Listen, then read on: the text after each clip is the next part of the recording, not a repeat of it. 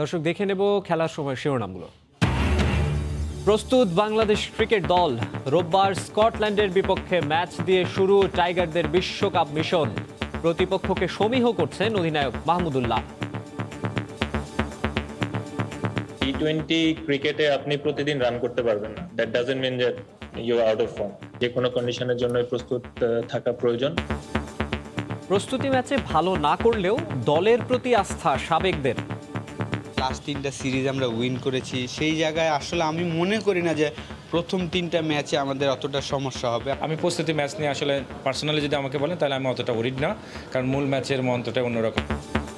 Match উপভোগের অপেক্ষায় সমর্থকরা। প্রত্যাশা তো একটাই থাকবে যে বাংলাদেশ দল ভালো করুক। আমরা চাই যেন বাংলাদেশ এবার বিশ্বকাপটা পাই। আশা করি ওয়ার্ল্ড কাপে আমরা আরও ভালো ফলাফল অর্জন করতে পারব। শুরুতেই জানাবো টি-20 বিশ্বকাপের খবর। কাল থেকে শুরু হচ্ছে বাংলাদেশের বিশ্বকাপ মিশন। ওমানের আমিরাত স্টেডিয়ামে মাহমুদুল্লাহদের প্রতিপক্ষ স্কটল্যান্ড। কথার লড়াইয়ে বাংলাদেশকে বড় শক্তি মানছে না স্কটিশরা। অন্যদিকে প্রতিপক্ষকে হালকাভাবে নিয়ে ভুল করতে চান না টাইগার অধিনায়ক। একাদশে পেসার বেশি রাখতে চান রিয়াদ। বলেছেন দলীয় সমন্বয়ে জয়ের মোমেন্টাম দিয়ে বিশ্বকাপ শুরু করবে বাংলাদেশ। মাস্কাট থেকে সাজিদ মুস্তাহিদের রিপোর্ট।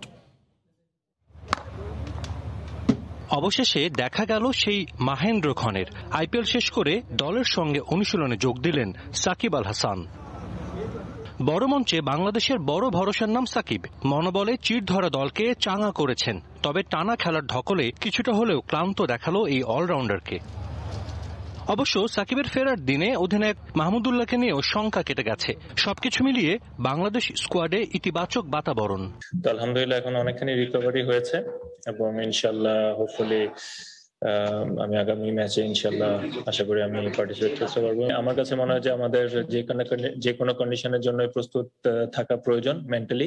মিরপুরে স্পিনিং উইকেটে খেলে প্রস্তুতি ম্যাচে স্পোর্টিং উইকেটে মানিয়ে নিতে সমস্যা হয়েছে টাইগারদের। 2 প্রস্তুতি ম্যাচে যা চোখে পড়েছে, বোলারদের চেয়ে চিন্তাটা বেশি ব্যাটারদের নিয়ে। তবে আল আমিরাতে স্বরূপে ফিরবে দল, বিশ্বাস অধিনায়কের। বাজে সময়ে মুশফিক, নাইম, লিটনরা পাশে পাচ্ছেন দলপতিকে। স্কটল্যান্ডের বিপক্ষে 3 পেসার নিয়ে মাঠে নামার ইঙ্গিত মাহমুদুল্লাহ। মুশফিকের যে বিষয়টা আমরা সবাই জানি যে মুশফিক কতটা ভ্যালুয়েবল আমাদের টিমের জন্য, বাট ওর ক্যালিবারের প্লেয়ারের সম্পর্কে আমাদের বিন্দুমাত্র কোনো ধরনের সন্দেহ নেই।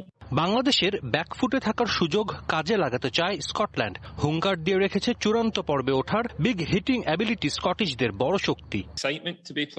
বাংলাদেশকে হারানোর সামর্থ্য আমাদের আছে। ওরা টি-20তে খুব বেশি ধারাবাহিক নয়। সাকিব এবং মোস্তাফিজকে নিয়ে আমাদের আলাদা পরিকল্পনা আছে।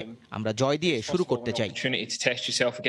প্রতিপক্ষ স্কটল্যান্ডের চেয়ে যোজন এগিয়ে বাংলাদেশ। তবে ফরম্যাটটা টি-20 বলেই প্রতিপক্ষকে কোনোভাবেই ছোট করে দেখছে না টিম টাইগার্স। স্কটল্যান্ডের বিপক্ষে স্পষ্ট ফেভারিট হিসেবেই মাঠে নামবে বাংলাদেশ। কিছুটা উদ্বেগ তৈরি করছে 2 প্রস্তুতি ম্যাচের ফলাফল। তবে সম্প্রতি অস্ট্রেলিয়া, নিউজিল্যান্ডের বিপক্ষে বাংলাদেশ দেখিয়েছে নিজেদের দিনে তারা কি পারে। আল আমিরাতে ঠিক তেমনই যদি একটা দিন পার করে, তবে স্কটল্যান্ডের বিপক্ষে প্রত্যাশিত জয় দিয়ে বিশ্বকাপ মিশন শুরু করবে টাইগাররা। মাস্কাট থেকে সাজিদ মুস্তাহিদ, সময় সংবাদ, ওমান। অধিনায়কের মতোই প্রস্তুতি ম্যাচের ফলাফল নিয়ে খুব বেশি চিন্তিত নন বিসিবির cricket operations chairman Akram Khan. ওমানের আল আমিরাত স্টেডিয়ামে দলের প্রথম অনুশীলন সেশনে যোগ দিয়ে তিনি কথা বলেছেন সময় সংবাদের সঙ্গে। জানিয়েছেন সাকিব ফিরে আসায় শক্তি বেড়েছে দলের, আর এই আত্মবিশ্বাসের উপর ভর করেই স্কটল্যান্ড বধ করবে টাইগাররা। ওমানের মাস্কাট থেকে বিস্তারিত জানাচ্ছেন সাজিদ মুস্তাহিদ। বাংলাদেশ আগামীকাল বিশ্বকাপ মিশন শুরু করতে যাচ্ছে স্কটল্যান্ডের বিপক্ষে ম্যাচ দিয়ে। এর মধ্যে কিন্তু মাহমুদুল্লাহ রিয়াদ প্রেস কনফারেন্সে কথা বলেছেন। তিনি জানিয়েছেন যে আসলে বাংলাদেশ ইতিবাচক একটা মনোভাব নিয়ে বাংলাদেশ এই বিশ্বকাপ শুরু করতে চায়। এই মুহূর্তে আমার সঙ্গে আছেন বাংলাদেশ ক্রিকেট বোর্ডের cricket operations chairman Akram Khan. তার কাছে আসলে আমরা জানবো বাংলাদেশের প্রত্যাশা বা বাংলাদেশের ওয়ার্ল্ড কাপ মিশন নিয়ে। একটা আমি প্রথমে জানতে চাইবো, বাংলাদেশ 2টা ম্যাচ হেরে শুরু করছে, আসলে এটা কি সেটব্যাক নাকি এটা আসলে মূল পর্বে বাংলাদেশ ভালো করবে, মানে কি প্রত্যাশা করছেন আপনারা? না, এটা একদিক দিয়ে মনে করেন প্র্যাকটিস ম্যাচের জিনিসটাই এরকম যে আপনি কেমন কি অবস্থা আছেন। সো আমরা তার আগে কিন্তু ওভার কনফিডেন্ট ছিলাম। আমি মনে করি একদিক দিয়ে ভালো হয়েছে যে আমাদের বাংলাদেশ দল একটা অ্যালার্ট হয়েছে। আশা করছি কালকে আমরা পুরো স্ট্রেন্থ নিয়ে নামছি। যেমন মনে করেন সাকিব ব্যাক করেছে, আপনার সাইফুদ্দিনের যে প্রবলেম ছিল সেখান থেকে সে রিকভারি করেছে। খুব ভালো একটা কন্ডিশনে আছে বাংলাদেশ দল এবং এখানের কন্ডিশনের সাথেও অ্যাডজাস্ট করেছে। সো টি-20তে আসলে আপনি কেউ একদম হালকাভাবে নিতে পারবেন না, আবার একদম যে কেউকে যে হারাতে পারবেন না সেই জিনিসটাও আপনার মাথায় থাকা উচিত না। বাট আমার কাছে যে আমাদেরকে স্টেপ বাই স্টেপ যেতে হবে, আশা করছি যে প্রত্যেকটা পার্ট যদি আমরা ভালো করি, specially fielding is very important, fielding, bowling এবং ব্যাটিং যদি আমরা ভালোভাবে করতে পারি ইনশাল্লাহ আমরা জিতবো। দর্শক, আমরা তখন কথা বলছিলাম, আমাদের সঙ্গে ছিলেন বাংলাদেশ ক্রিকেট বোর্ডের cricket operations chairman Akram Khan, যেটা তিনি জানাচ্ছিলেন যে আসলে বাংলাদেশ দল এখন ফুল স্ট্রেংথের দল বলা যাচ্ছে, কারণ মাহমুদুল্লাহ কিন্তু আজ যে চোট নিয়ে সমস্যা ছিল সেটা কিন্তু মোটামুটি বলা যায় যে উতরে গেছেন, তিনি আজ ব্যাটিং অনুশীলন করছেন, সাকিব ফিরেছেন, তো ফুল স্ট্রেংথ স্কোয়াড নিয়ে বাংলাদেশ ভালো কিছু করবে এমনটাই প্রত্যাশা করছি। ওমানের মাস্কাট থেকে সাজিদ মুস্তাহিদ, সময় সংবাদ। রাত পোহালেই শুরু টি-20 বিশ্বকাপের সপ্তম আসরের প্রথম দিনই মাঠে নামছে বাংলাদেশ ক্রিকেট দল। এ নিয়ে খেলার সময়ের আজকের বিশেষ আয়োজনে আমাদের সঙ্গে আছেন দুই সাবেক অধিনায়ক নাইমুর রহমান দুর্জয় ও খালেদ মাহমুদ সুজন। কথা বলবো তাদের সঙ্গে। সুজন ভাই, দুর্জয় ভাই, দুজনকেই স্বাগত জানাচ্ছি আমাদের আয়োজনে। বিশ্বকাপ মানে অনেক কথা হয়েছে, সব কথাবার্তা আলোচনা এতদিন হয়েছে, আপনারা অনেক প্রত্যাশার কথা বলেছেন, একেবারে শেষ পর্যায়ে চলে এসেছে, বিশ্বকাপ একেবারে দরজায়। সব মিলিয়ে একেবারে আগ মুহূর্তে বিশ্বকাপ নিয়ে কি ভাবছেন এবং দলের কারোর সঙ্গে কথা হয়েছে কিনা, মানসিক অবস্থাটা কি আসলে দলের? দুর্জয় ভাই, আপনাকে দিয়ে শুরু করি। না, দলের সঙ্গে কথা, কারণ এখন বাই বাবলের কারণে এখন অনেক ডিস্টেন্স, বাট আর একটা জিনিস যে ওইটা না হলে তো হয়তো আমরা ওইখানে থাকতাম এখন। আর একটা জিনিস হচ্ছে যে টিম খেলতে গিয়েছে, প্রিপারেশন হয়েছে, আমরা নর্মালি যেটা করি যে টিম যেই কন্ডিশনেই খেলতে যাক, কিছুদিন আগে এই ধরনের টুর্নামেন্টের সময়ে কিছুটা আগে গিয়ে ওই কন্ডিশনের সঙ্গে অ্যাডজাস্ট করা। এইবারও তাই হয়েছে, প্র্যাকটিস ম্যাচগুলি খেলেছে, যদিও আমরা ফুল স্ট্রেংথ নিয়ে খেলিনি। রেজাল্ট নিয়ে যদি কথা বলি, প্র্যাকটিস ম্যাচের ওয়ার্ম আপ গেমগুলি এরকমই হয় যে টিমের ফরমেশনটা কি হবে ফাইনালি 3টা ম্যাচে কিন্তু তারা চেক করেছে, টিম ম্যানেজমেন্ট, ক্যাপ্টেনের, ওদের নিশ্চয়ই একটা প্ল্যান আছে অপোজিশনকে নিয়ে ওয়ার্কআউট করা, তো সেইগুলি করে কিন্তু এখন আমি যেটা চাই যে ফুল স্ট্রেংথ নিয়ে, ফুল ফিটনেস নিয়ে টুর্নামেন্টটা খেলুক বাংলাদেশ টিম। কিছু ইনজুরিজ আছে, প্রবলেম, সেইগুলি কাটিয়ে উঠছে প্লেয়াররা। আর ডেফিনেটলি ওই কন্ডিশনে সাকিব এবং মুস্তাফিজ আইপিএল খেলেছে, সেটাও একটা অ্যাডভান্টেজ হবে আমাদের জন্য। যদিও বাবলটা খুবই কঠিন একটা ব্যাপার প্লেয়ারদের জন্য, মেন্টালি এক্সস্টেড হয়ে যায়, তো আলটিমেটলি তো এটা ন্যাশনাল ইন্টারেস্ট, তো সেটার জন্য সবসময় প্লেয়াররা স্যাক্রিফাইস করে। তো এবারও একটু কষ্ট করে টুর্নামেন্টটা যদি ভালো করি আমরা, তো এই কষ্টটার থেকে অনেক বেশি আনন্দ পাবো। জি, সুজন ভাই, আপনার কাছেও একই প্রশ্নই রাখবো, সেটা হচ্ছে ক্রিকেটারদের সঙ্গে বা খেলোয়াড়রা বিভিন্ন সময় কথা বলেন, আপনার সঙ্গে অনেক কমফোর্টেবল ফিল করেন, তারা বিভিন্ন সময় বলেছেন, কারোর সঙ্গে ফোনে কথা হয়েছে কিনা বা কি মানসিক অবস্থা কি আছে তাদের, আপনি জানতে কথা হয়েছে? 2-3 জনের সাথে কথা হয়েছে, বা টেক্সট মেসেজেও কথা হয়েছে, ফোনেও কথা হয়েছে 2-1জনের সাথে, সবাই আমি মনে ঠিক আছে। আমি মানে আসলে আজ দুর্জয় সেট যে জাস্ট প্র্যাকটিস ম্যাচেস, বাংলাদেশের প্রিপারেশন আমি মনে করি যে আমরা যেভাবে অপারেশন প্ল্যান করেছি সেইভাবে সে মোতাবেকই করছে। হ্যাঁ, আমরা প্র্যাকটিস ম্যাচে উই ডিডন্ট প্লে ওয়েল, মানে ওইভাবে ইন টার্মস অফ রেজাল্ট যে আমরা জিততে পারিনি, বাট আমি মনে করি এটা খুব একটা কনসার্ন। এরকম বাংলাদেশ অনেক ওয়ার্ল্ড কাপে আগে আমরা জিততে পারিনি, অস্ট্রেলিয়া সিরিজে আমরা 2015 ওয়ার্ল্ড কাপে আমরা ভালো করিনি, কিন্তু তারপর আমরা মেইন ম্যাচে গিয়ে ভালো করেছি। সুতরাং ওইটাতে আমি খুব একটা কনসার্ন না যে আমরা প্র্যাকটিস ম্যাচে কী করছি, বাট ডেফিনেটলি কোচ ক্যাপ্টেনের একটা আইডিয়া তো হয়েছে বাইরে থেকে যে কাকে খেলানো হবে, কী করবে, কী প্ল্যানিংগুলো কী হবে, অপোনেন্ট কী হবে। সুতরাং আমি আসলে খুব একটা ওয়ারিড না। আমার তার মধ্যে সাকিব মুস্তাফিজের পারফরমেন্স নিয়ে দুজন বললো যে ওরা ব্যাক করা, তো ওইখানে ওরা আইপিএল খেলেছে, সুতরাং একটা অ্যাডভান্টেজ আমাদের, এইটা বাড়তে একটা অ্যাডভান্টেজ অবশ্যই দলের সাথে আছে। বাট মানে আমাদেরকে মানে আবার আকরাম ভাই যেমন বললেন যে হালকা করে নিয়ে আরও কিছু নাই, আমাদেরকে সিরিয়াস ক্রিকেট খেলতে হবে, we have to play our best. Good news যে সাইফুদ্দিনও ঠিক আছে, ফুল টিম যদি আমরা খেলি, আমরা বলি করি যে বাংলাদেশ এখন যে আমরা স্ট্যান্ডার্ড বা যেরকম ছেলেরা খেলছে, তাতে আমাদের মনে হয় না খুব একটা জিততে অসুবিধা হবে এই ম্যাচে, আমি মনে করি। আর সুজন ভাই, বিসিবি সভাপতি নাজমুল হাসান পাপন প্রায়ই বলেন বা আগেও বলেছেন, কিছুদিন আগে তার একটা কথা খুব আমরা শুনেছি, সেটা হচ্ছে যে বাংলাদেশের খেলা থাকলে তিনি অনেক বেশি নার্ভাস থাকেন, ম্যাচের রেজাল্ট নিয়ে খুব টেনশনে থাকেন।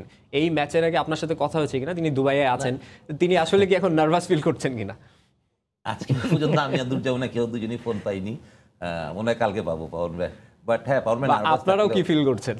না, আমি একবারও নার্ভাস না। আমি খালি চিন্তা করছি যে আমরা 25 তারিখ থেকে কীভাবে প্ল্যান করবো। আমার নেক্সট স্টেজের প্ল্যানিংটা আমি চিন্তা করছি যে অ্যাজ আই সেড বিফোর, যে ওয়ার্ল্ড কাপের আগে আমরা সেমিফাইনাল খেলবো, আমি কথাটা অনেক চিন্তা করেই বলেছি, এমন না যে হঠাৎ করেই বলে দিয়েছি আসলে। আর আমার মনে হয়েছে যে এই ফর্মেটে আসলে আমরা শক্তিশালী দল না, আমি এটা বলছি না যে আমরা খুব শক্তিশালী দল, বাট এই ফর্মেটে এমন একটা ফর্মেট যেখানে মানে অনেক ইভেন্টে যে কেউকে হারাতে পারে। আপনি যে অনলি 4-6 মারতে হবে, আপনার পাওয়ার রিডিং লাগবে, এটাও কিন্তু কথাটা ঠিক না। আপনি যদি একটু বুদ্ধিমান মতো ক্রিকেট খেলেন, আপনি যদি এক্সিকিউশনটা ভালো করেন, আপনার বোলিং এক্সিকিউশন যদি ভালো হয়, আপনার যদি ব্যাটিং প্ল্যানিংগুলো ভালো থাকে, যদি আপনি হাতে উইকেট নিয়ে শেষ 5টা ওভার ভালো খেলতে পারেন, তাহলে আপনি যদি 150-60-তে বোর্ডে দিতে পারেন, we have a very good fielding side. আর আমাদের বোলিং তো এক্সপিরিয়েন্স, আমার মনে হয় সাকিব, মুস্তাফিজ, সাইফুদ্দিন যারাই খেলুক, তারা অল এক্সপিরিয়েন্স বোলার।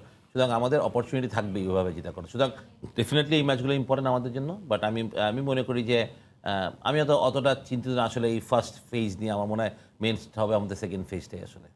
দুর্জয় ভাই, আসলে প্রস্তুতি ম্যাচের ফলাফল নিয়ে আসলে মানে দল একটা তাদের ধারণা পেয়েছে কেমন একটা কম্বিনেশন করা যাবে, কি প্ল্যানে খেলবে। তারপরও প্রস্তুতি ম্যাচে বা আমরা গত বেশ কিছু সিরিজেই টপ অর্ডার ব্যাটসম্যান যারা আছে, বিশেষ করে লিটন, সৌম্য এবং নাইম, তামিম ইকবাল নেই, তার অনুপস্থিতিতে তাদের রোলটা বিশ্বকাপে কি হবে এবং তাদের এই ফর্মটা আসলে কিভাবে দেখছেন? আসলে ক্রিকেট স্পেশালি এই ধরনের ইভেন্টে যখন একদম হাই স্ট্যান্ডার্ডে লেভেলে খেলা হবে, নিজের বেস্টটা বের করে আনতে হবে এবং আমার নিজের যে স্ট্রেংথ, সেই স্ট্রেংথটার প্রপার ইউজ করতে হবে। আমাদের সুজন ভাই যেটা বললো যে আমাদের যে পাওয়ার হিটিং, ওরকম পাওয়ার হিটার আমাদের রাসেলও নেই, ক্রিস গেইল নেই, বাট আমাদের যেইগুলি স্ট্রেংথ, আমরা যে স্পিনাররা আছে, মুস্তাফিজ আছে, সিমাররা আছে, এই আমাদের ফিল্ডিংটা যদি আমরা প্রপারলি, লাস্ট সিরিজ 2টাতে আমরা অনেক ভালো ফিল্ডিং করেছি, তো এই জিনিসগুলি যদি আমরা কন্টিনিউ করতে পারি, আমাদের তো রেজাল্ট ভালো হওয়ার কথা। আমি মনে করি যে একটা জায়গায় আমরা একটু পিছিয়ে আছি, যে আমাদের পাওয়ার প্লেটা আর একটু ভালো মতো ইউজ করতে হবে। আর যদি বলেন যে ব্যাটসম্যানদের ফর্ম, আসলে যেই উইকেটগুলিতে আমরা লাস্ট 2টা সিরিজ আমরা হোমে খেলেছি, এগুলি আসলে ব্যাটসম্যানদের জন্য টাফ ছিল, ডিফিকাল্ট ছিল। বাট এখন যেই ব্যাটিং ফ্রেন্ডলি কন্ডিশনে যাচ্ছে, সেখানে আমি স্পেশালি মনে করি টপ অর্ডারে লিটন, সৌম্য, এদের জন্য কিন্তু একদম আইডিয়াল উইকেট। তো ওরা যদি একটা ভালো স্টার্ট দিতে পারে, ওইটা কিন্তু আমাদের টিমের জন্য একটা বড় অ্যাডভান্টেজ হবে, যে আমাদের স্পিনাররা, বোলাররা কিন্তু ওই ধরনের উইকেটে, যেই সব উইকেটে ব্যাটসম্যানদেরকে ফেভার করে, ওই উইকেটগুলি কিন্তু আবার স্পিনারদেরকেও হেল্প করে। সো আমাদের কম্বিনেশনটা কিন্তু ভালো আছে। আর এক্সপিরিয়েন্সের কথা যদি বলি, আমাদের টপ যারা সিনিয়র প্লেয়ার্স আছে, এরা তো অনেক এক্সপিরিয়েন্সড, কিন্তু আমাদের যে মিডল ক্লাস যেই এক্সপিরিয়েন্স প্লেয়াররা আছে, লাইক লিটন, সব, এরাও কিন্তু অনেক এক্সপিরিয়েন্স। অন্য টিমের যদি টপ প্লেয়ারদের সঙ্গে চিন্তা করেন, আমাদের টপ প্লেয়াররা কিন্তু অনেক বেশি এক্সপিরিয়েন্স। সো এটা একটা বড় অ্যাডভান্টেজ হবে এই ধরনের একটা বড় টুর্নামেন্টে। তাদের জন্য আসলে স্ট্র্যাটেজিটা কি হওয়া উচিত? মানে প্রথমে খুব স্বাধীনভাবে আর্ম ওপেন করে খেলা, নাকি শর্ট সিলেকশন একটু কেয়ারফুল হওয়া? যার যেরকম ক্যারেক্টার, আপনি যদি একজন স্ট্রোক মেকারকে বলেন যে না তুমি ডিফেন্সিভ খেলো, আসলে যার যেই ক্যারেক্টার, কারণ ওইটার কারণেই তো সে সিলেক্টেড হয়েছে টিমে, তো সবারই ন্যাচারাল গেমটা খেলতে হবে। সেম আমি দুজনের সাথে ওইভাবে বলতে চাই, সেই কারণে কিন্তু সিলেক্টেড। আমি আমার প্র্যাকটিস ম্যাচে আমার যেটা মনে হচ্ছে, Naim Sheikh he is in the shell. আমি চাই না নাইম শেখ এরকম শেল নিয়ে খেলুক, that's not his game. Okay freedom নিয়ে খেলা উচিত। আমি ক্যারেক্টারের এগেইনস্টে খেলা যাবে না। ক্যারেক্টারটা যাও। আমি লিটন তো ডেফিনেটলি মানে ওইভাবে খেলতে পছন্দ করে। মানে আমি মনে করি যে এই tournament we have nothing to lose, to be very very honest. যদি আমাকে এইভাবে বলি, হ্যাভ নাথিং টু। আমরা জানি যে এই ফর্মেটে আমরা not one of the strongest team, no, but আমাদের এই টিমে অনেক কিছু পাওয়ার আছে। ওইটা চিন্তা করি যদি আমরা খেলি with the freedom and fearless cricket খেলি। বাংলাদেশে অনেক ছেলে যারা ফেয়ারলেস, যেমন সাকিব বা আফিফের কথা বা সোহাদের কথা আমি বলি, এরা ফেয়ারলেস ক্রিকেট খেলতে কয়েকদিন ধরে। তো আমি চাই আমাদের টপার এরকম ফেয়ারলেস খেলুক, ফ্রিডম নিয়ে খেলুক। হ্যাঁ, আমরা প্রথম 6 ওভারে যদি if you lose 2 wicket but score 40-45 runs, তখন আমরা ওখান থেকে একটা প্ল্যান করে আগাতে। তখন আমাদের গ্রাফটার আছে ভালো, আমাদের রানিং মিডউইকেট ভালো আছে, সুতরাং প্ল্যানটা আমি হতে পারি। সুতরাং দুর্জয়ের কথাটাই আমি ওইভাবে বলবো যে যদি দুর্জয় ম্যানেজমেন্ট থাকে বা আমি ম্যানেজমেন্ট থাকতে হবে এখন, আমি তাহলে বলতাম ছেলেদেরকে ওই ফ্রিডম নিয়ে খেলতে, এবং নাইম শেখকে আমি স্পেশালি বলতাম play your game, that's it. Shakib Al হাসানকে 3 নম্বর পজিশনে সম্ভবত খেলানো হবে না, কারণ মাহমুদুল্লাহ রিয়াদও বলেছেন সৌম্যকে সেই জায়গাটার জন্য বিবেচনা করা হচ্ছে। সাকিব আল হাসান 3 নম্বর পজিশনে কতটা ভালো খেলেন আমরা 2019 বিশ্বকাপে সেটা দেখেছি। এই জায়গাটা কি আসলে তাকে 3 নম্বর পজিশনটা না দিয়ে ডিফারেন্ট ফরম্যাট? জি, 50 ওভারের খেলার 3 নাম্বার ব্যাটসম্যান আর টি20-র নাম্বার 3 ব্যাটসম্যান কিন্তু মেক্স এ ডিফারেন্স। সো এই কারণেই হয়তো টিম ম্যানেজমেন্ট চিন্তা করেছে বা রিয়াদ বলেছে যে হয়তো স্পেশালি পাওয়ার প্লেটা সাকিব কিন্তু একটু প্রথম দিকে একটু সময় নেয়, পরে অ্যাক্সেলারেট করে। ওই সময়টা কিন্তু 30টা ওভার কম খেলা, এখানে কিন্তু 20 ওভারের খেলা। সো পাওয়ার প্লেটা বেশি ইউজ করার জন্য হয়তো Soumya over the top early নেমেই কিন্তু আর্লি খেলতে পারে, যেটা সাকিব হয়তো পরে খেলে।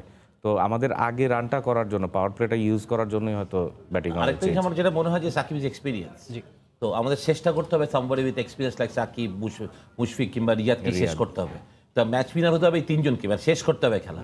তো সাকিব ইজ ইন্টেলিজেন্ট, আমি মনে করি যে ওর এত নলেজ বা ওর এত experience, he is very experience, ওই সময়টা সিচুয়েশনটাকে হ্যান্ডেল করে খেলবে। মানে রান রেট বা বোর্ডে কী রান আমাদের কী 8 করে লাগে বা রানে বল লাগে, তাহলে সাকিব ওইভাবে মেনটেন করবে। সেটাই হয়তো বা টিম চায় যে ওর মতো এক্সপিরিয়েন্সটা আমরা মাঝখানে থাকলে ফিনিশার হিসেবে দারুণ হবে জিনিসটা।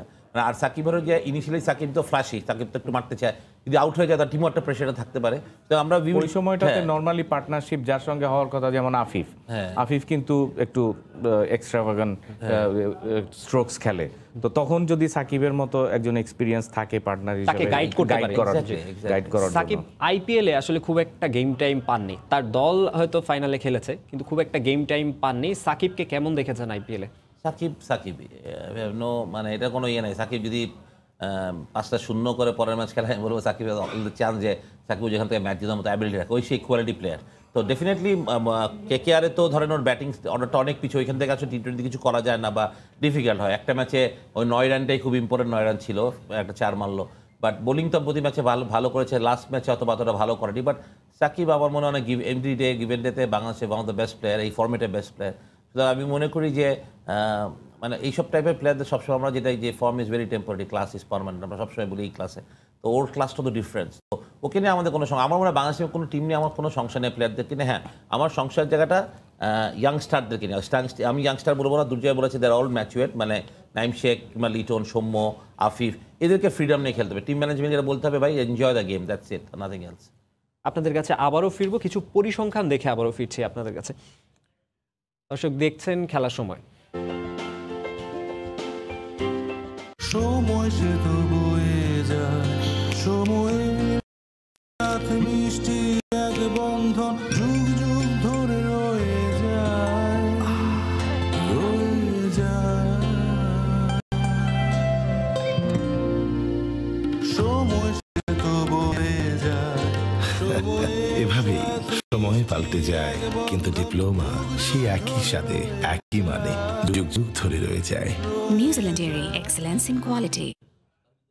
দর্শক দেখতে দেখতে একদম টি-20 বিশ্বকাপের দোরগোড়ায় চলে এসেছে বাংলাদেশ। কালই আসলে স্কটল্যান্ডের বিপক্ষে ম্যাচ দিয়ে বিশ্বকাপ বাছাইটা শুরু হবে, কিন্তু বাংলাদেশ যে সপ্তম আসরের আগে বিশ্বকাপে বাংলাদেশের পারফরমেন্সটা কেমন টি-20 বিশ্বকাপ, সেটা আপনাদের একটু দেখাতে চাই।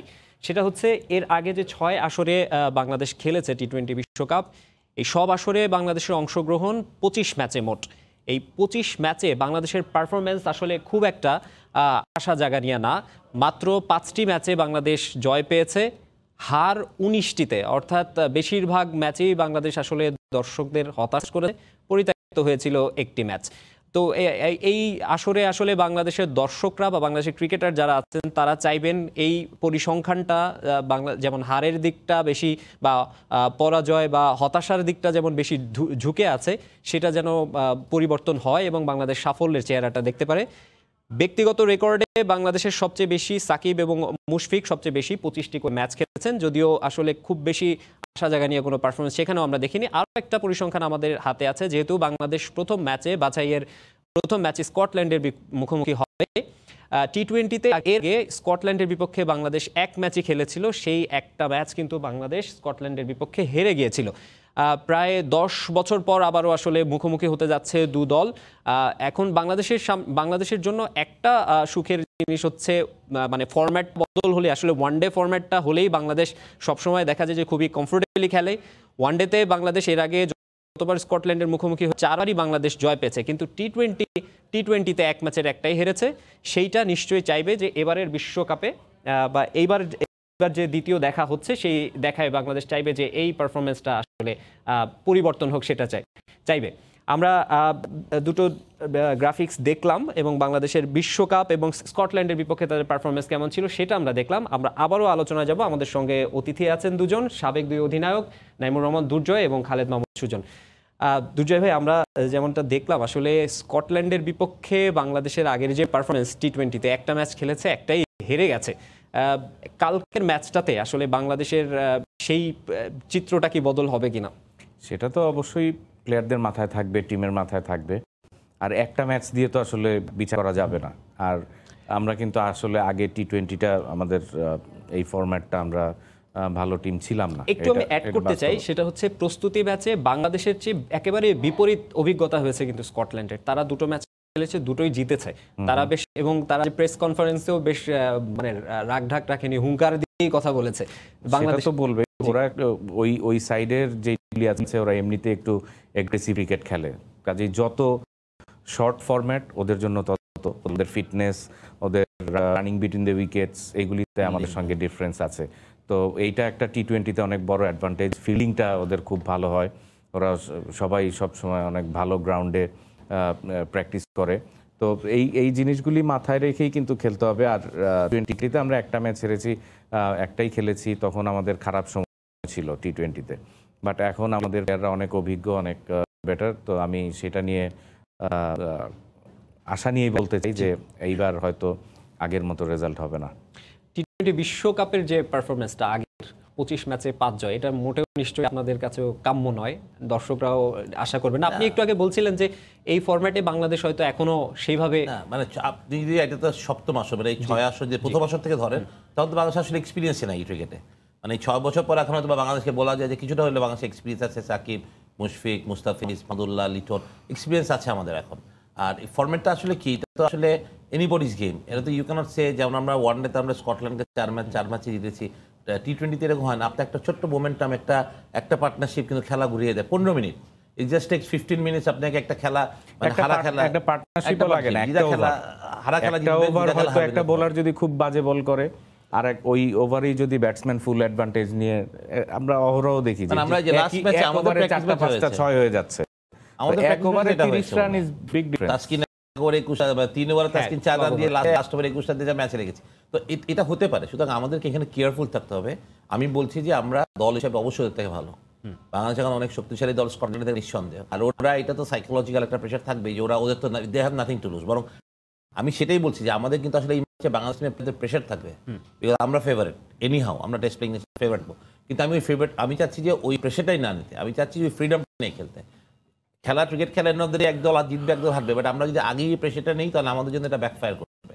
আমি চাই না যে প্রেশার থাকবে ম্যাচ, প্রতিটা ম্যাচে আমরা যেটা টেস্ট বলছি আমরা খেলি, সেটাও প্রেশার থাকে, বাট প্রেশারটা সাস্টেন করা শিখতে হবে। যে আমাদেরকে এখানে আমাদেরকে রাইট অ্যাজ ইউ সেড, যে প্রথমে আপনি যে মানে বল সিলেকশনে কি হবে, হ্যাঁ কিছু ক্ষেত্রে বল সিলেকশন আছে, কিন্তু আপনাকে ওই রকম চতুরতার সাথেই খেলতে হবে। প্রথম 6 ওভারটা আপনার পাওয়ার রেটিং ছাড়া আপনি সিঙ্গেলস নিয়ে রান করবেন না, এটা করলে হবে না। You have to play your shot, you have to, মানে আমার কথা হচ্ছে উল্টা ওদেরকে চাপ সৃষ্টি করা, মানে মানে মানে যেটা হচ্ছে যে কাউন্টার অ্যাটাক করা, আমাদের কাউন্টার অ্যাটাক করতে হবে সত্যি কথা বলতে গেলে।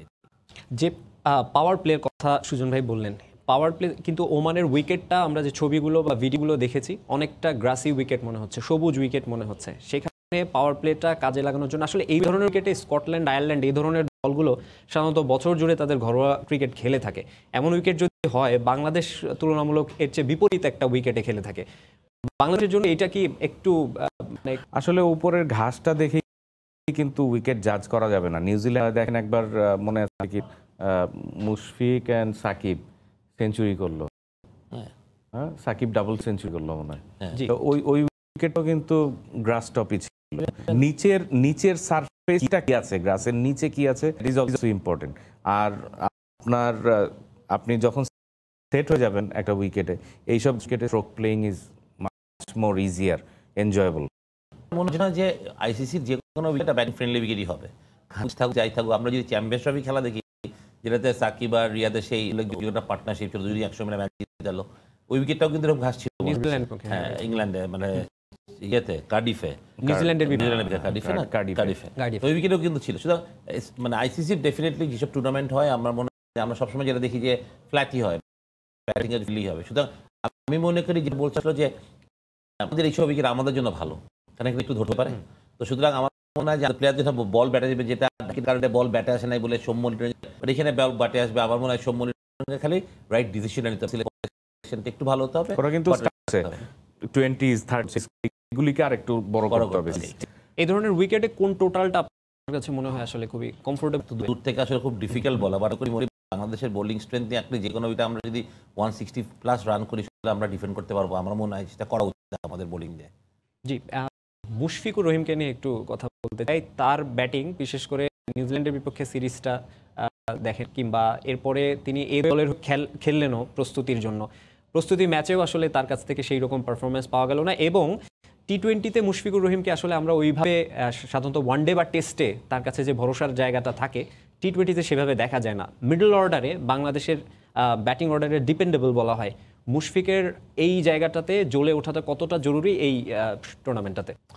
হ্যাঁ, মুশফিক তো একটা মানে আমাদের সত্যি কথা যেটা আপনি বললেন, ডিপেন্ডেবল ব্যাটসম্যান আমাদের কথা।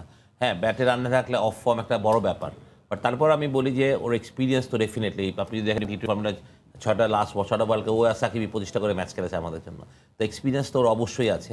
আর ওর মতো একটা প্লেয়ার মাঝখানে রান করলে খেলাটা ইজি হয়ে যায়, কারণ একটা সাইড যখন আপনি আগলে রেখে রোটেশন করতে পারবেন, আপনি লুজ বালুলাকে মারতে পারবেন, যেটা মুশফিক সবসময় করে, ওরকম করলে তো নাথিং। বাট এটা তো টিম ম্যানেজমেন্ট খুব কাছ থেকে ওকে দেখছে, they will take a decision Mushfiq কোথায় ব্যাটিং করবে, কি পজিশন হতে পারে বা কখন নামবে, দ্যাটস ভেরি ভেরি ইম্পর্টেন্ট আমি মনে করি। জি দুজয় ভাই, আসলে মাহমুদুল্লাহ রিয়াদ নেতৃত্বে টানা 3টা টি-20 সিরিজ জিতে বাংলাদেশ এখানে গেছে, কিন্তু ওখানে একটা কথা ছিল যে উইকেটটা আসলে বিশ্বকাপে যেমন হবে তেমন ছিল না। এক ধরনের একটা ফেক কনফিডেন্স নিয়ে বাংলাদেশ বিশ্বকাপে গেছে কিনা এমন কথাও হয়েছে। আপনার কাছে কি মনে হয় প্রস্তুতি ম্যাচের ফলাফল বা পারফরমেন্স, ফলাফল বলবো না, প্রস্তুতি ম্যাচে ক্রিকেটারদের পারফরমেন্স এবং ওই 3 সিরিজে ক্রিকেটারদের পারফরমেন্স, দুটোকে যদি তুলনামূলক বিশ্লেষণ করেন? সিরিজের কথা যদি বলেন, কোনো টিমই কিন্তু আসলে হোম অ্যাডভান্টেজ নেয়, তো আমাদের জন্য ছিল আমাদের, but win is a win. এইটার কনফিডেন্স কিন্তু আপনি যেভাবেই জিতেন, এই অস্ট্রেলিয়া, নিউজিল্যান্ড, ওয়েস্ট ইন্ডিজ 3টা টিমের সঙ্গে সিরিজ জেতা, এই জিনিসটা কিন্তু বাইরে নেওয়া যাবে না যে প্লেয়ারদের কনফিডেন্স বুস্ট আপ করবে এই উইনগুলি। But at the same time আমি আগেই বলেছি যে যেই উইকেটে আমরা হোমে খেলেছি সেই ধরনের উইকেট তো ওখানে হবে না, কিছুটা অপোজিটই হবে। এখানে বোলিং ফ্রেন্ডলি ছিল, স্পিনার্স ফ্রেন্ডলি ছিল, এখানে ব্যাটার্স ফ্রেন্ডলি হবে। কিন্তু আমাদের বোলাররা ভালো বল করেছে দেখেই কিন্তু মানে উইকেট তো শুধু বানালেই হবে না, দিলেই হবে না, সেই উইকেটটা তো ইউজও করতে হবে। সো আমাদের বোলারদের ওই অ্যাবিলিটিটা আছে উইকেটটা ইউজ করার। সো ওইখানে অ্যাট দ্য সেম টাইম যে ব্যাটসম্যানরা যেই রকম অ্যাডভান্টেজটা নিবে ব্যাটিং উইকেটের, আমাদের বোলারদেরও ডিফারেন্ট স্ট্র্যাটেজি নিতে হবে বোলিংয়ের জন্য। সো এই দুইটা অবশ্যই টিমের মাথায় আছে, কোচ আছে, ক্যাপ্টেন আছে, তারা স্ট্র্যাটেজি ঠিক করবে। বাট আমার মনে হয় যে যথেষ্ট ম্যাচিওর এবং এক্সপিরিয়েন্স প্লেয়ার আছে টিমে, যে এইগুলিকে কিভাবে ইউজ করা যায়। আমি আগেই বলেছি যে নিজেদের স্ট্রেংথটার বেস্ট ইউজ করতে হবে। জি, বিশ্বকাপ নিয়ে আরও জানবো। এই মুহূর্তে ওমানের মাস্কাটে আছেন রিপোর্টার সাজিদ মুস্তাহিদ। দলের সবশেষ খবর জানতে সরাসরি যোগ দিচ্ছি তার সঙ্গে। সাজিদ, আগামীকাল কিন্তু বাংলাদেশের বিশ্বকাপ মিশন শুরু হচ্ছে। আপনারা অনেকক্ষণ ধরে বিশ্বকাপ নিয়ে আলোচনা করছেন, দুজন অতিথিও আছে জানি, যেটা নাইমুর রহমান দুর্জয় এবং খালেদ মোহাম্মদ সুজন, দুজন সাবেক অধিনায়ক। তারা আসলে অনেক বিশ্লেষণ করছিলেন। তবে ওমান থেকে যেটা দেখছি, আমি একটু উইকেটটা নিয়ে কথা বলতে চাই। যে উইকেটে আগামীকাল খেলা হবে, আমরা জানি কালকে 2টি ম্যাচ আছে। প্রথম ম্যাচে মুখোমুখি হবে পাপুয়া নিউগিনি এবং ওমান স্বাগতিক দল, এবং পরের ম্যাচে কিন্তু বাংলাদেশ খেলবে স্কটল্যান্ডের বিপক্ষে। তবে আমার যেটা ধারণা, যদিও প্রেস কনফারেন্সে এটা নিয়ে তেমন কোনো কথা বলেনি অধিনায়ক মাহমুদুল্লাহ রিয়াদ, কিন্তু নিশ্চয়ই আপনার মনে আছে যে বাংলাদেশ যখন প্রথম প্রস্তুতি একটা ম্যাচ খেললো ওমান এ দলের বিপক্ষে, সেই ম্যাচে কিন্তু বাংলাদেশ পরে বোলিং করেছিল এবং বাংলাদেশের 200 রান চেস করতে নেমে 207 রান চেস করতে নেমে 147 করেছিল ওমানের অখ্যাত একটা দল। সেই ম্যাচে কিন্তু ডিউ ফ্যাক্টর একটা বড় রোল প্লে করেছিল। আজ যখন আমরা মাঠে ছিলাম, বাংলাদেশ অনুশীলন করেছে স্থানীয় সময় সন্ধ্যা 6টার সময় শুরু করেছে, তো আমরা কিছুক্ষণ আগে কিন্তু মাঠ থেকে ফিরলাম। এই সময় কিন্তু আমরা দেখেছি যে মাঠে যখন মাঠ দিয়ে আমরা ফিরছিলাম, ঘাসে কিন্তু পুরো প্রায় ভেজা ছিল, এবং ডেফিনেটলি কালকের ম্যাচেও কিন্তু এটা একটা বিগ রোল প্লে করবে। সেক্ষেত্রে টসটা কিন্তু বেশ ভাইটাল হবে। বাংলাদেশ ডেফিনেটলি চাইবে যে বাংলাদেশে আগে টস যদি জিতে যায় তাহলে ডেফিনেটলি আগে ফিল্ডিং করতে চাইবে, কারণ আমরা যেটা প্রস্তুতি ম্যাচের যে অভিজ্ঞতা যেটা দেখেছিলাম বাংলাদেশ দলের, সেটা নিশ্চয়ই পুনরাবৃত্তি করতে চাইবে না। ম্যাচটা যদিও বাংলাদেশ জিতেছিল, এটা একটা বিষয়। আরেকটা বিষয় উইকেটের কথা যেটা বলতে চাই, উইকেট কিন্তু আমরা যেটা দেখলাম, উইকেটে যথেষ্ট ঘাস আছে, অনেকটা গ্রিন টপ উইকেট, যেমনটি আমরা আসলে বাংলাদেশ যখন এবছরের শুরুতে নিউজিল্যান্ডে ট্যুর করতে গিয়েছিল সে সময় যেমন উইকেট দেখেছিলাম কিছুটা সেরকম। তবে যখন বাংলাদেশ বাংলাদেশ দল ব্যাট করছিল তখন কিন্তু দেখেছি আসলে সেরকম বাউন্স কিন্তু নেই, ব্যাট বল খুব সুন্দর মতো ব্যাটে আসছিল।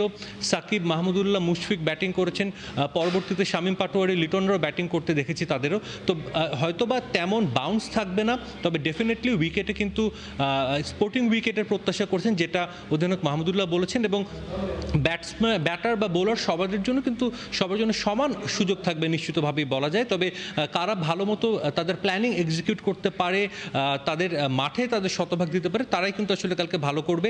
আরেকটা বিষয় জানাতে চাইব মাকসুম আপনাকে, বাংলাদেশের কালকের ম্যাচের ব্যাটিং অর্ডার নিয়েও কিন্তু একটা কথা বলেছেন অধিনায়ক মাহমুদুল্লাহ রিয়াদ। টপ অর্ডারে কিছুক্ষণ আগে শুনছিলাম খালেদ মোহাম্মদ সুজন ভাই, তিনি বলছিলেন নাইম শেখের কথা। টিম ম্যানেজমেন্টও কিন্তু নাইম শেখের উপর আস্থা রাখছে। যতটুকু ইঙ্গিত মিলেছে কাল ওপেনিং করবেন কিন্তু নাইম, লিটন। 3 নম্বরে হয়তো বা দেখা যেতে পারে সৌম্য সরকারকে, কারণ সৌম্য সরকার একটা ভালো ছন্দে আছেন। তিনি যে প্রস্তুতি ম্যাচগুলো খেলেছেন প্রতিটিতে তিনি তার স্বভাবসুলভ যে তার ব্যাটিং স্টাইল আমরা সেভাবেই কিন্তু দেখেছি, একটু আগ্রাসীভাবে তিনি খেলতে পছন্দ করেন। যেহেতু উইকেটগুলো এখানকার ভালো, ডেফিনেটলি বাংলাদেশ চাইবে প্রথম পাওয়ার প্লেটা ইউটিলাইজ করতে, এবং যদি কোনো কারণে সেটা ইউটিলাইজ করতে না পারেন তবে পরের দিকে আসলে যারা আছেন সৌম্য সরকার বা পরে আফিফ, তারা হয়তো বা একটা ভালো কিছু করার চেষ্টা করবেন। তবে আরেকটা কথা বলতে হয়, বাংলাদেশ দল পূর্ণ শক্তির দল এই বিশ্বকাপের যে 3টি ম্যাচ খেলেছে পায়নি, এই প্রথমবারের মতো পাবে।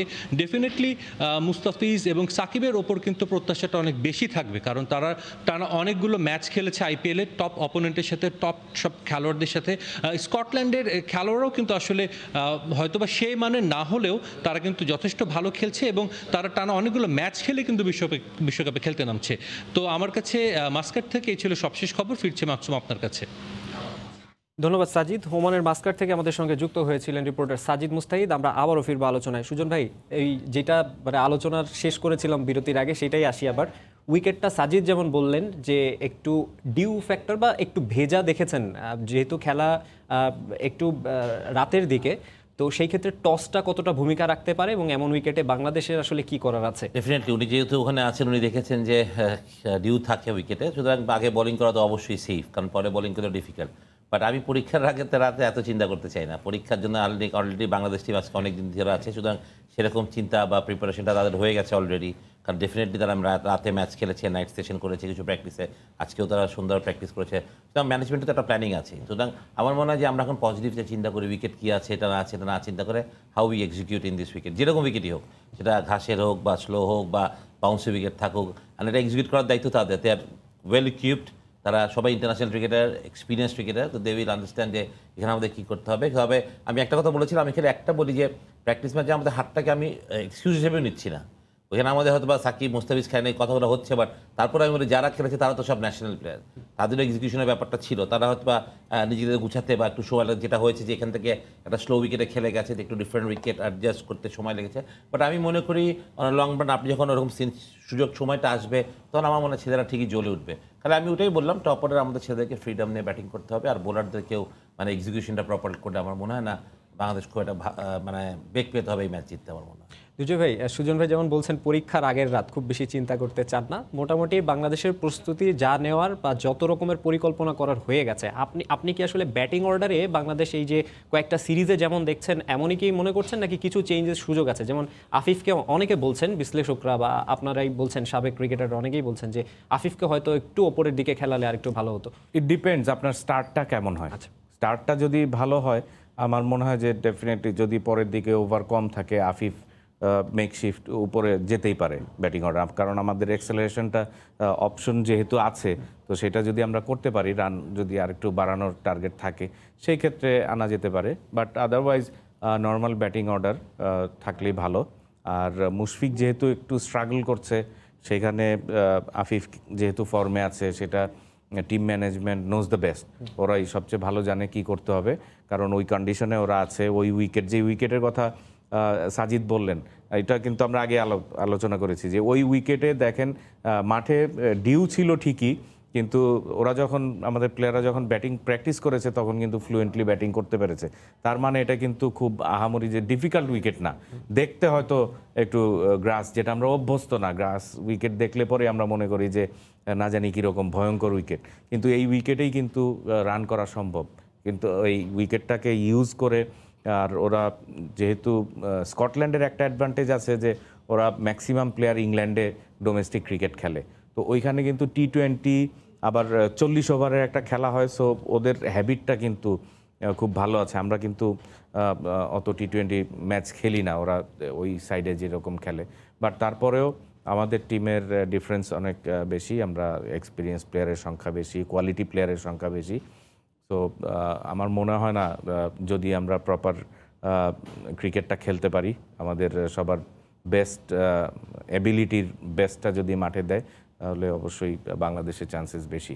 সুজন ভাই, বাংলাদেশের বোলিং ডিপার্টমেন্টের কাছে আপনার প্রত্যাশা বা সাজেশন কি থাকবে? কারণ বোলাররা আপনার সঙ্গে কথা বলেছেন, অনেক তাসকিন কথা বলে গেছেন, বা আপনি একটু আগে যেটা বললেন যে প্রস্তুতি ম্যাচে তাসকিনের একটা ওভার, 3টা ওভার ভালো করেছেন, স্লগ ওভারে গিয়ে দেখা যাচ্ছে ভালো করছেন না। প্রস্তুতি ম্যাচে মুস্তাফিজও ভালো করেননি, বা মুস্তাফিজের আইপিএলের পারফরমেন্স, তাসকিনের এই কিছুদিনের পারফরমেন্স, বা আপনি সাইফুদ্দিনের পারফরমেন্স, সব মিলিয়ে বোলিং ডিপার্টমেন্টকে কি শেপে দেখছেন? না, ফার্স্ট কথা বলবো যে এখানে নাথিং গিফটেড, কোনো এক্সট্রা আমরা বল করতে পারবো না। আমার কথা হলো লিগ্যাল 120 ডেলিভারিজ, আমরা চেষ্টা করবো 120টা বলই করতে। ফার্স্ট কথা হচ্ছে এটাই, যতটা মানে উইকেট টু উইকেট বল করা যায়, যে ইউ মিস আই হিট, আমরা যেটা ছোটোবেলায় শুনছি যে ওই সোজা বল করতে হবে। ভ্যারিয়েশন তো অবশ্যই ইম্পর্টেন্ট, যে আমি যেটা বলছিলাম যে এক্সিকিউশন, যদি এই উইকেটে লেন্থটা কী হবে, প্রতি উইকেটের একটা ডিফারেন্ট লেন্থ থাকে, যে ওই লেন্থটা হার্ড লেন্থ, আমরা সব উইকেটের হার্ড লেন্থ কিন্তু একরকম না। আমরা হার্ড লেন্থ কথাটা বারবার বলি, বাট হার্ড লেন্থ কিন্তু উইকেট অনুযায়ী ডিফারেন্ট। যদি কিন্তু স্লো হয় উইকেট, হার্ড লেন্থ একরকম হবে, যদি উইকেটে কুইক থাকে তাহলে হার্ড লেন্থ অন্য হবে। তো লেন্থটাকে তো ইনিশিয়ালি একটা চিন্তা করতে হবে, বাট ভেরিয়েশনটা অনেক হবে। আর আমি যেটা মনে করি তাসকিনকে যতদূর পারে ম্যানেজমেন্ট, আমার একদম নিজস্ব সাজেশন, তাসকিনকে ওই 14-15 ওভারের মধ্যে শেষ করে দিতে হবে বোলিং। তাসকিনকে আমরা পিছিয়ে করাবো না, সবাই একরকম হয় না, সবাই স্লগ বোলার্স না। তাসকিন যেমন নতুন বলে মাঝখানে হয়তো 4 ওভার শেষ করতে পারে, সাইফুদ্দিন আমাদের জন্য খুব ভালো স্লগ বোলার্স, মুস্তাফিজ পারে বল করতে, সাকিব পারবে। সুতরাং আমার মনে হয় যে আমাদেরকে ওইভাবে কাকে কখন আমরা ইউজ করবো, that is very very important. মানে যেটা করবে, আমি মনে করি Riyad is enough good captain to handle this. তো আমার মনে হয় না, আমি যেটা বারবার বলছি, আসলে আমি খুব একটা ডাউট নাই, মানে ওইরকম আমার ইয়েও নাই যে, হ্যাঁ আমি বলছিলাম দিস ইজ আ গেম যেখানে যে কেউ কাউকে হারাতে, সুতরাং স্কটল্যান্ড আমাদের হারাতে পারে, নাথিং, মানে খুব একটা ইয়ে না। কিন্তু মেন কথা হচ্ছে যে আমাদের শক্তি বা আমাদের রেপুটেশন যদি আপনি এভাবে চিন্তা করেন, তো ডেফিনেটলি বাংলাদেশ এই ম্যাচে ফেভারিট, এবং সেই ফেভারিট তকমা লাগিয়েই আমাদের সেই কনফিডেন্ট নিয়ে খেলা জিততে হবে ইনশাল্লাহ। দুজয় ভাই, আমরা পঞ্চপাণ্ডবকে দেখে অনেক অভ্যস্ত, এই প্রশ্নটা আসেই যে কোনো আলোচনায়। তো সেই 5 জনের 2 জনকে আমরা দেখছি না, 3 জন আছেন। এখন ধীরে ধীরে আমরা বলছি যে সৌম্য কিংবা লিটন কিংবা যারা 5-6 বছর হয়ে গেছে মুস্তাফিজ, তাদের দায়িত্ব নেওয়ার কথা বলছি। এটা কি আসলে একটা কি বলে, একটা ব্যাটন আরেকজনের হাতে দিয়ে দেয়, একটা কি একটা মানে ট্রানজিশন? এটা স্পোর্টসের নেচার, কারণ স্পোর্টসম্যানের ক্যারিয়ার কিন্তু একটা সময় শেষ হবে, একটা লিমিটেড টাইমের জন্য ক্যারিয়ার হয়। সো এই টাইমটা যে বেস্ট ইউজ করবে সে সাকসেসফুল হবে, যে না করবে বা অনেকের ইনজুরি হয়। বিশ্বকাপে কি সেটার একটা ছাপ দেখা যাবে কিনা? আসলে কাউকে না কাউকে তো একটা সময় রেসপন্সিবিলিটি নিতে হবে, সারা জীবন তো ওরা থাকবে না, কাজেই ওদেরও তো ক্যারিয়ারের একটা শেষ আছে, যে লাইক মুশফিক, দে আর অল হিটিং mid-30s। তো এইখানে থেকেই তো আসলে পরবর্তী যারা আসবে, যাদেরকে আমরাও টার্গেট করছি, আমরা দেখছি কে ফিউচার লিড নিতে হবে, কাউকে না কাউকে তো লিড নিতেই হবে। আর ওরা অনেক সার্ভিস দিয়েছে, এখনও দিয়ে যাচ্ছে। সো এটা যত বেশি দিন দিবে আমাদের জন্য অবশ্যই ভালো, বাট একটা সব কিছুরই একটা শেষ আছে, একটা শেষ হবে, আরেকটা বাঞ্চ। আসলে টিমে একটা বাঞ্চ না থাকলে ডিফিকাল্ট। পঞ্চপাঞ্জব যেমন একটা বাঞ্চ ছিল, এরকম একটা বাঞ্চ অফ প্লেয়ার্স কিন্তু টিমে লাগে। জি, সুজন ভাই বারবার বলছিলেন যে যার যে খেলাটা স্বাধীনভাবে সেই ফ্রি খেলাটা খেলার, বাংলাদেশ যখন একটা বড় মঞ্চের সামনে আছে, আপনার কি পরামর্শ থাকবে তাদের প্রতি? আমি প্রথমে বলেছি যে একদম সবার যার যার নিজের খেলাটা খেলতে হবে, কারণ আমি যদি আরেকজনের মতো খেলতে চাই, আমি ওই খেলাটা কিন্তু আমার বেস্ট খেলা হবে না। কাজেই সবার ন্যাচারাল গেমটা খেলুক, তাহলে আমরা খুশি হব। আলোচনা সমালোচনার ঊর্ধ্বে এসে মাঠের ক্রিকেটের মতো মাঠের বাইরে সাংগঠনিক নেতৃত্বেও সফল বাংলাদেশের সাবেক 3 অধিনায়ক আকরাম খান, নাইমুর রহমান দুর্জয় ও খালেদ মাহমুদ সুজন বোর্ড পরিচালক হিসেবে দেশের ক্রিকেট উন্নয়নে রেখে যাচ্ছেন অবদান, এমনটাই বলছেন সাবেক বোর্ড পরিচালকরা। তবে আরও যেন সাবেক ক্রিকেটাররা বোর্ডে আসতে পারে, সেজন্য আকরাম, দুর্জয় ও সুজনদেরই রাখতে হবে ভূমিকা। বিস্তারিত হুমায়ুন কবির রোজের রিপোর্টে। নাজমুল হাসান পাপনের ক্রিকেট বোর্ডে আগমনের মধ্য দিয়েই বাংলাদেশের সাবেক 3 অধিনায়ক আকরাম, দুর্জয় ও সুজনের নতুন পরিচয় হয় বিসিবি পরিচালক।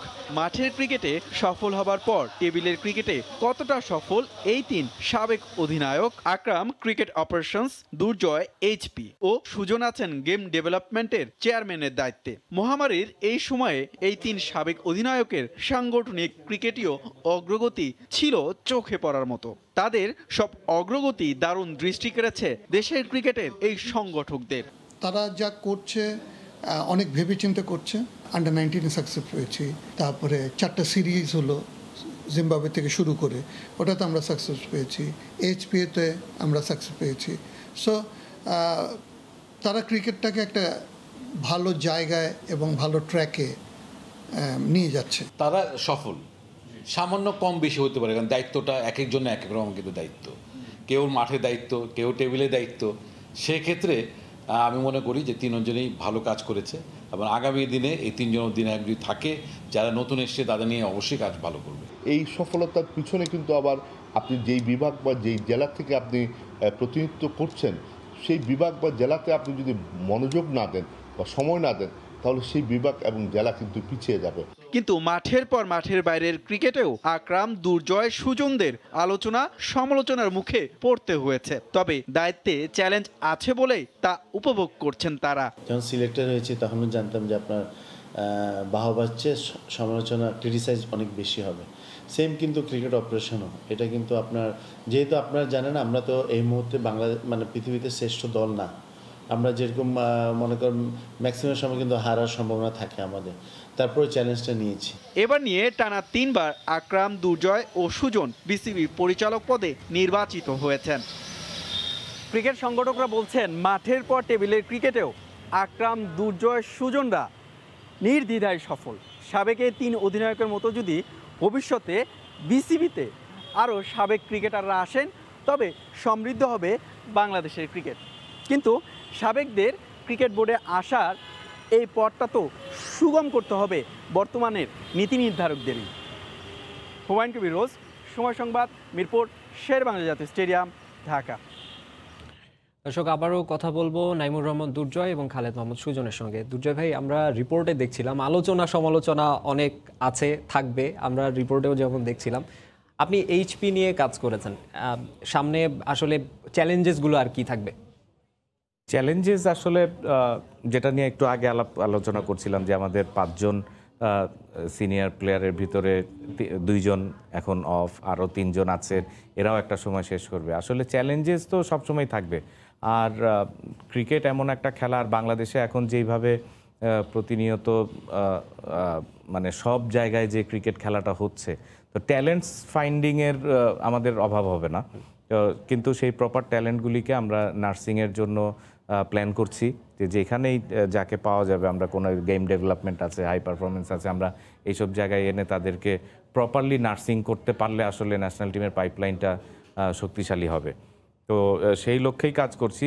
আর আমি এইবার ইলেকশনের পর থেকেই আসলে আমরা চিন্তা করছি যে গতানুগতিক কাজের বাইরে আমরা আউট অফ দ্য বক্স কিছু কাজ করব, যেইগুলি আসলে আমাদের আরও সমৃদ্ধ করবে, স্ট্রেংথ বাড়াবে, পাইপলাইন যত শক্তিশালী হবে, ডোমেস্টিক ক্রিকেটটা আরও শক্তিশালী করতে চাই। তাহলে আসলে আমাদের সমস্যাটা অনেকাংশে কমবে এবং ইনফ্রাস্ট্রাকচার ফ্যাসিলিটিসগুলি আমাদের ওয়ার্ল্ড ক্লাস করতে হবে। শুধু ঢাকা কেন্দ্রিক না হয়ে আমরা ডিভিশন কেন্দ্রিক চিন্তা করছি, জেলা কেন্দ্রিক চিন্তা করছি। সো সেইগুলি করতে পারলে আমরা আমাদের যেই ভয়টা সামনে কাজ করে যে এরা চলে গেলে কি হবে, তো সেইটা রিকভারির পাইপলাইনটা আমরা সমৃদ্ধ করতে চাচ্ছি।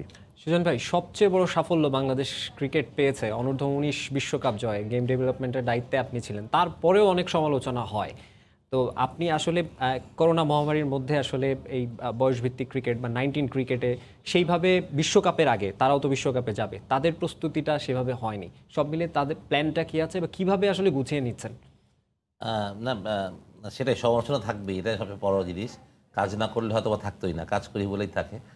বাট হ্যাঁ, আমরা খুবই ঝামেলা ছিল আমাদের এই প্যান্ডেমিকের সময় আমাদের প্র্যাকটিস করা। তারপর আমরা 2-3টা ক্যাম্প খুব ভালোভাবে করেছি, ভায়াবল করে বিসিবি দারুণ হেল্প করেছে। এই ব্যাপারটা করাটা ইজি ছিল না, এক্সপেন্সিভ একটা ব্যাপার ছিল। প্লাস তার মধ্যে আমরা জানেন যে already we played at series against Afghanistan in বাসা হোমে। তারপর আমরা এখন তো বাংলাদেশ টিম শ্রীলঙ্কাতে আছে, 5টা ওয়ানডে খেলে অলরেডি একটা হয়েছে যেটা আমরা হেরে গেছি 40 রানের মতো। এরপর থেকে ওখানে এসেই আমরা ইন্ডিয়াতে যাব 4 নেশন একটা টুর্নামেন্ট খেলতে, ওটার পরে এশিয়া কাপ, তারপর আমরা ওয়ার্ল্ড কাপ। সুতরাং ওয়ার্ল্ড কাপের আগে আমরা আরও বেশ কিছু ম্যাচ পাচ্ছি, প্রায় 20-25টার মতো ম্যাচ আমরা খেলতে পারবো। তা আই এম কোয়াইট হ্যাপি যে আমরা ম্যাচগুলো পাচ্ছি। বাট আমি বলবো না যে আসলে ধরেন এই বয়সে ছেলেরা যেটা হয়, এখানে গেম সেন্সটা খুব ইম্পর্টেন্ট হয়। যত ম্যাচ খেলবে, আকবররা ভালো করেছিল, আকবররা কিন্তু ওয়ার্ল্ড কাপের আগে 3বার ইন্ডিয়ার কাছে ম্যাচ এসেছে, আমরা 107 রান চেস করতে পারিনি এশিয়া কাপে। বাট ওই হার থেকে ওরা শিখেছে। বা ম্যাচগুলো আপনি যদি দেখেন, আমরা প্রায় 35টা-40টার মতো ওয়ানডে খেলেছি, আমাদের পার্সেন্টেজ অফ উইন কিন্তু আমাদের অনেক বেশি ছিল। সুতরাং এই ছেলেগুলো তো আসলে একদম মানে এই এক্সপোজারটা থাকে না, তো এই ম্যাচগুলো খেললেও এক্সপোজারটা বাড়ে, কনফিডেন্ট বাড়ে যখন তারা দেশের বাইরে জিতে আরম্ভ করে। তাই বিলিভ যে শ্রীলঙ্কা আমরা প্রথম ম্যাচ হেরেছি, we will come back stronger in the next match থেকে। বাট তারপর আমি ট্রাস্ট করি যে রেসপন্সিবিলিটি আমাদের অবশ্যই আছে, যেহেতু আমরা চ্যাম্পিয়ন টিম, আমরা চেষ্টা করবো এই টুর্নামেন্টটা ভালো খেলবে। বাট আমি এটুকু অ্যাসিওর করি যে আমরা টার্গেট হচ্ছে নেক্সট 2 ইয়ার্স এগেন্স্ট আবার চ্যাম্পিয়ন হওয়ার টার্গেট নিয়ে আমরা আগাচ্ছি ইনশাল্লাহ। আপনাদের দুজনকে অনেক ধন্যবাদ। অনেক লম্বা সময় আমাদের এখানে টি-20 বিশ্বকাপের আগে এবং আপনাদের যে নিজ নিজ জায়গাগুলো আছে সেগুলো নিয়ে কথা বলেন। অনেক ধন্যবাদ আপনাদের। ধন্যবাদ, থ্যাংক ইউ। দর্শক, টি-20 বিশ্বকাপ এবং ক্রিকেটের নানা বিষয় নিয়ে, নানা পরিকল্পনা, সেগুলো নিয়ে কথা বলতে আমাদের সঙ্গে স্টুডিওতে উপস্থিত ছিলেন সাবেক 2 অধিনায়ক খালেদ মাহমুদ সুজন এবং নাইমুর রহমান দুর্জয়। আমরা এতক্ষণ তাদের সঙ্গে কথা বলছিলাম। 2023 সালের এশিয়া কাপ হবে পাকিস্তানে। ভারতের মাটিতে হতে যাওয়া ওয়ানডে বিশ্বকাপকে সামনে রেখে সেই আসরটিও হবে ওয়ানডে ফরম্যাটে। এশিয়ান ক্রিকেট কাউন্সিলের সভায় নেওয়া হয়েছে এই সিদ্ধান্ত। 2022 অস্ট্রেলিয়া বিশ্বকাপের কথা বিবেচনায় রেখে সেই বছর শ্রীলঙ্কায় হবে টি-20 ফরম্যাটের এশিয়া কাপ। ভারতীয় ক্রিকেট কন্ট্রোল বোর্ডের সাধারণ সম্পাদক জয় শাহর সভাপতিত্বে আয়োজিত সভায় নেওয়া হয়েছে এসব সিদ্ধান্ত। এ সময় পাকিস্তান ক্রিকেট বোর্ডের নতুন চেয়ারম্যান রমিজ রাজাও উপস্থিত ছিলেন। 2023 সালের বিশ্বকাপটি হবে অক্টোবর-নভেম্বর মাসে, তাই এশিয়া কাপটি বছরের প্রথমার্ধেই করতে চায় এসিসি।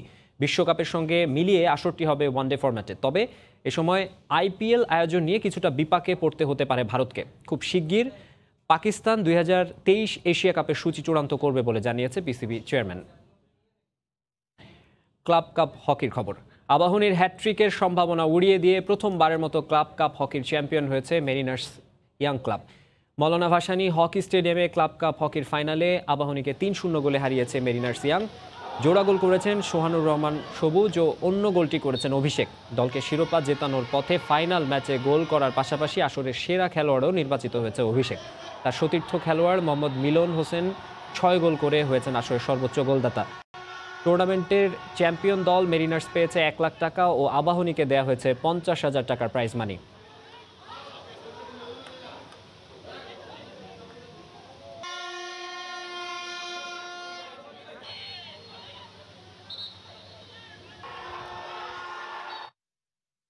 মরুর বুকে টি-20 বিশ্বকাপের উত্তাপ, এ নিয়ে আমাদেরও আছে বিশেষ আয়োজন। রোববার চোখ রাখুন সময় সংবাদে।